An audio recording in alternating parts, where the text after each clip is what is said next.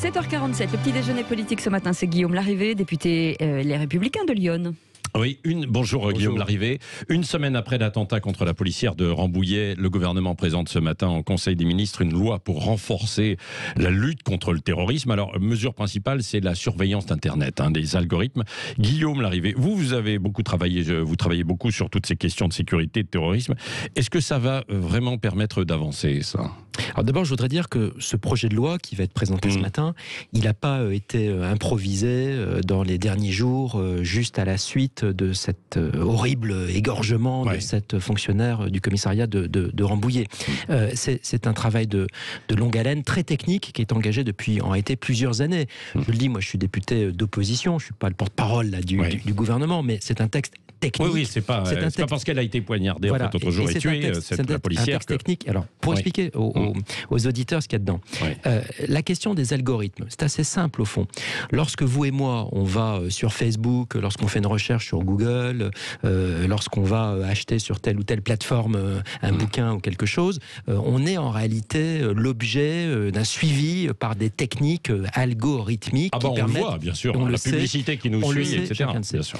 Bon, moi je pense qu'il n'est pas du tout anormal que la Direction Générale de la Sécurité Intérieure, la DGSI, dispose aussi d'un outil qu'on appelle donc l'algorithme pour détecter certains mouvements, certaines connexions. Voilà, c'est pas un instrument de surveillance de masse, c'est un instrument de détection. Alors, les algorithmes existent déjà dans la loi depuis 2015. On avait voté déjà un mécanisme d'algorithme qui s'applique en fait à des données téléphoniques. Et ce que nous voulons là, conformément d'ailleurs à des propositions que j'ai faites avec deux autres députés qui s'appellent Jean-Michel Miss et Loïc Hervran en juin 2020 à l'Assemblée, ce qu'on propose, c'est d'étendre ces algorithmes aux URL, c'est-à-dire au www.quelque-chose.com/quelque chose, c'est-à-dire pour détecter par exemple l'individu qui va se connecter 4 ou 5 fois à des sites djihadistes, ce genre de choses. Bon. Si l'algorithme le détecte, ça envoie un hit, c'est-à-dire un signal aux services de renseignement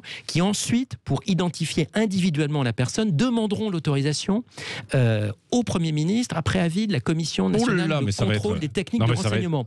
Si je vous dis ça, c'est pour dire que c'est un dispositif cadré, contrairement à ce que je lis, il y a certaines associations en disant il va y avoir attention, restriction de liberté, surveillance, bien sûr, à travers les algorithmes. C'est quelque chose de profondément équilibré. C'est un peu vrai, surveillance avec les algorithmes, quoi. C'est moins de la surveillance que de la détection, une fois, ce qui va être ciblé sur des individus ayant été un potentiel de dangerosité. Et tout ça est très encadré, avec des services de renseignement dont je veux dire à votre antenne, Patrick Roger, qui méritent notre respect, notre reconnaissance. Il faut arrêter cette espèce de fantasme qui consisterait à penser que les agents de renseignement sont là pour détruire nos libertés. Non, c'est des consultants, des fonctionnaires, des agents qui sont là pour nous protéger, qui le font de manière sérieuse. Vous n'avez pas des gens qui ont envie de fliquer, pardonnez-moi, les honnêtes citoyens. C'est pas ça le sujet. On a des services très professionnels qui ont d'ailleurs été bien renforcés, je dirais, dans les 10 dernières années. Il y a eu plusieurs étapes. Il y a eu Nicolas Sarkozy qui a fait une vraie réforme des services de renseignement et de la communauté du renseignement à l'été 2008. Attendez. Il y a eu ensuite Guillaume Larrivé, d'accord. Moi, je veux bien. Je vous écoute, là, effectivement, détailler tout ça. Ce projet, c'est parfait sur le papier. Enfin, parfait, en tout cas, ça va sans doute dans le bon sens. Sauf que ça fait maintenant des années que, justement, énormément de terroristes sont passés à l'acte et ont échappé, justement, à tous ces services de renseignement. La semaine dernière encore.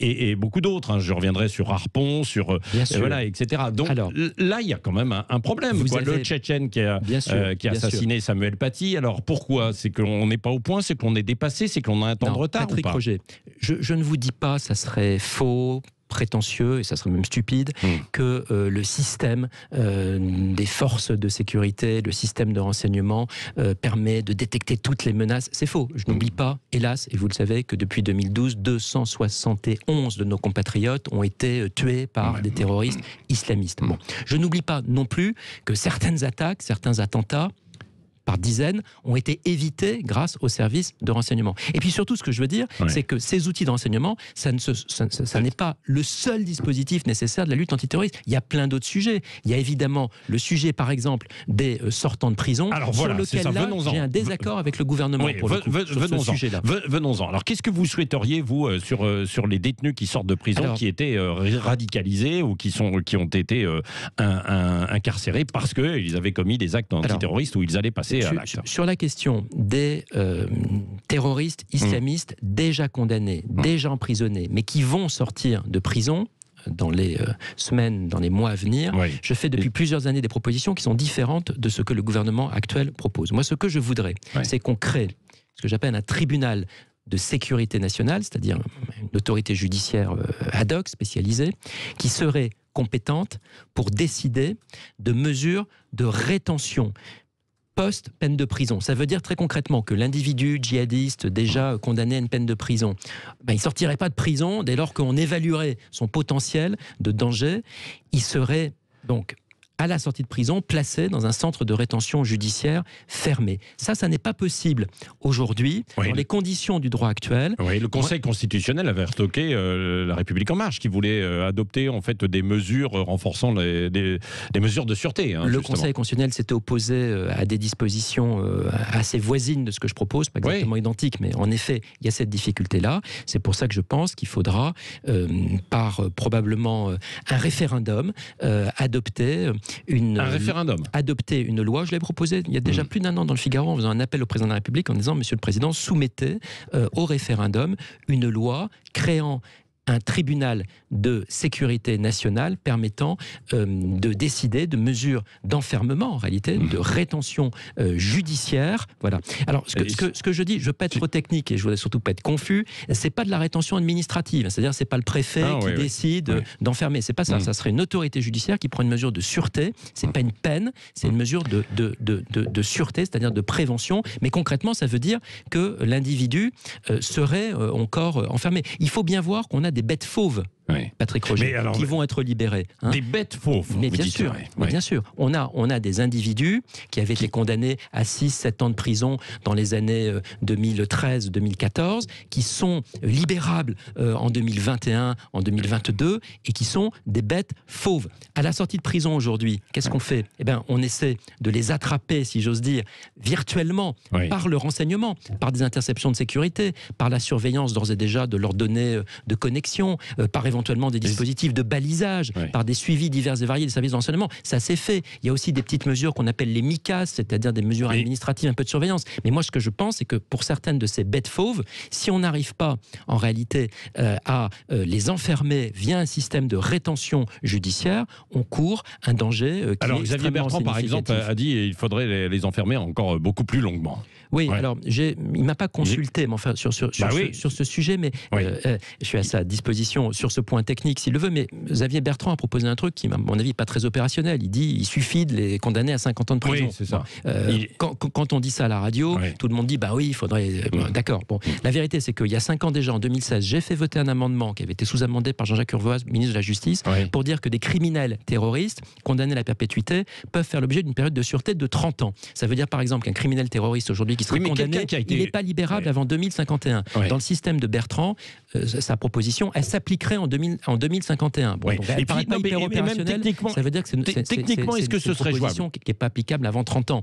Donc, Guillaume Larrivé, quelqu'un qui a été condamné à 5-6 ans, est-ce qu'on ne va pas le laisser 50 ans en prison, en plus ? Quelqu'un qui a été déjà condamné à 5-6 ans, c'est ce que je viens de vous dire. Typiquement, un djihadiste qui aurait rejoint les filières dans la zone irako-syrienne dans les années 2012-2013, qui serait revenu et qui a été condamné à 6-7 ans de prison et qui est donc libérable en 21, en 22. Celui-là, aujourd'hui, il sort de prison. Et c'est précisément ce que je vous dis. Moi, je voudrais qu'il soit en rétention judiciaire de sûreté sur la décision de ce tribunal de sécurité nationale qu'il me semble nécessaire de créer. Un mot sur la tribune des militaires en retraite publiée dans Valeurs Actuelles.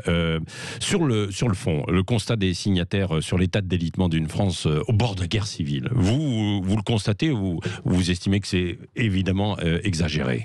Je l'ai déjà écrit dans un livre et dans des tribunes. La situation actuelle de notre pays n'est plus exactement celle de la paix civile. Donc sur le fond, évidemment, il y a des menaces, il y a des tensions qui sont extrêmement préoccupantes. Sur la forme, en revanche, j'ai trop de respect pour les armées françaises pour accepter que des officiers généraux en retraite et quelques militaires, au fond, soient instrumentalisés dans un combat politique. Je leur en veux pas trop à eux. Bon, ils sont pas. Je suis pas du tout en train de vous dire qu'ils sont instrumentalisés. Je suis pas du tout en train de vous dire qu'ils sont en train de préparer un putsch. C'est pas le sujet. Mais en revanche, j'ai vraiment trouvé tout à fait désagréable et pas du tout conforme à l'intérêt de l'État, à l'intérêt de la France, la position de Marine Le Pen dans cette affaire. J'ai noté que, comme chef de parti, elle a signé un appel aux officiers généraux en leur disant « rejoignez-moi dans ce combat politique ». Non, c'est pas comme ça que doit fonctionner l'État. C'est pas comme ça que doivent fonctionner nos institutions. Je crois d'ailleurs qu'elle a perdu une occasion de se taire. Elle a démontré qu'elle n'était pas capable d'assumer les fonctions de chef de l'État et de chef des armées, parce qu'un chef de parti, ça ne doit pas appeler des militaires à s'engager dans un combat politique. Et c'est un fanamini qui vous le dit. Hein. Voilà. Moi, j'ai trop de respect pour les armées pour qu'on les mette comme ça dans une espèce de jeu polémique. Guillaume Larrivé, dernière question avec Cécile Minibus. Cécile. Oui, vous aviez fait des propositions à Emmanuel Macron pour le rejoindre. Aujourd'hui, vous êtes sur quelle ligne? Est-ce que vous êtes plutôt du côté Estrosi qui pourrait faire une alliance avec Macron, ou plutôt Xavier Bertrand? C'est pas du tout mon sujet. C'est un homme-livre qui vous parle. Voilà. Je suis député depuis déjà quelques années. Je ne roule pour personne. Je n'appartiens à aucune écurie. Je suis membre des Républicains. Je suis même membre du comité stratégique des Républicains. Je me suis fait réélire et je remercie les militants de Lyon, président de ma fédération. Donc je sais où j'habite. Je suis dans ce mouvement-là. Héritier sans doute des gaullistes et puis des libéraux. Donc je suis un homme de droite. Donc si vous êtes un homme de droite, mais je suis un homme libre et je suis pas du tout aujourd'hui dans un positionnement. Je voudrais que les 340 jours et quelques qui nous séparent de l'élection présidentielle soient utiles à la France. On parlera début 2022 de la présidentielle. C'est d'ailleurs un petit signal que j'envoie à tous mes petits camarades, si j'ose dire. Je pense que plutôt que de se regarder le nombril et de parler matin, midi et soir de l'élection présidentielle dans 340 jours, on ferait mieux de faire notre job aujourd'hui, notre job de parlementaire, notre job de patron d'exécutif. Si Xavier Bertrand serait un bon candidat, par exemple. Ah, mais ça, je ne vous le dis pas, parce que je ne le pense pas à ce stade. Ah, vous ne le pensez pas. D'accord, voilà. Ça c'est réglé. Bon, ben voilà, c'est dit. Merci à vous, Guillaume Larrivé, d'être venu ce matin sur Sud Radio. Et dans un instant, le journal de 8h.